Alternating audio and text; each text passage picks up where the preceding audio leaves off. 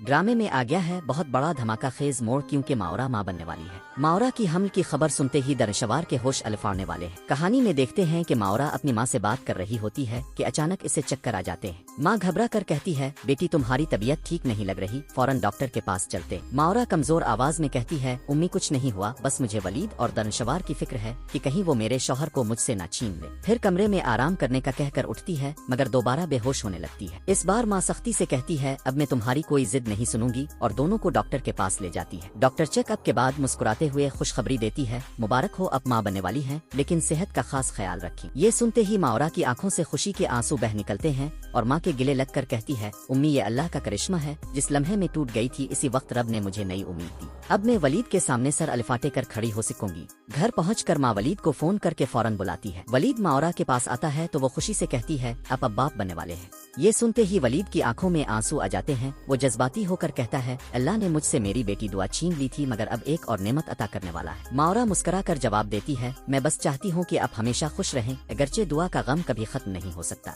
मगर अल्लाह ने फिर से हमारी जिंदगी रोशन कर दी है। दूसरी तरफ तैमूर की मां फातिमा अपने बेटे को समझाती है कि दरशवार ने पहले ही बहुत नुकसान किया है, अब तुम अपनी बीवी आयमा को मीना कर वापस घर ले आओ। तैमूर अपनी मां की बात मानकर आयमा से मुआफी मांगता है और आयमा भी अपने बच्चे की खातिर इसे मुआफ कर देती है। दोनों का रिश्ता दोबारा जड़ जाता है। ये सब देखकर दरशवार के दिल में आग लगती है मगर इस बार उसका भाई तैमूर भी इसका साथ छोड़ चुका है। अलिफादेर आयमा अपनी सास फातिमा को खुशखबरी देती है कि माओरा भी उम्मीद से है, भाई के घर में भी खुशियां आने वाली है। ये सुनकर दरशवार के कदमों तले जमीन निकल जाती है। वो अपने कमरे में जाकर आसमान की तरफ हाथ अलिफाटे कर रोते हुए कहती है, या अल्लाह मैंने इस लड़की का घर अलिफा जोड़ने की कोशिश की, इसे तलाक दिलवाना चाहिए लेकिन तेरा इंसाफ देख के मुझे ही तलाक मिल गई। वो खुश है और मैं तन्हा जल रही, अल्लाह मुझे मुआफ कर दे।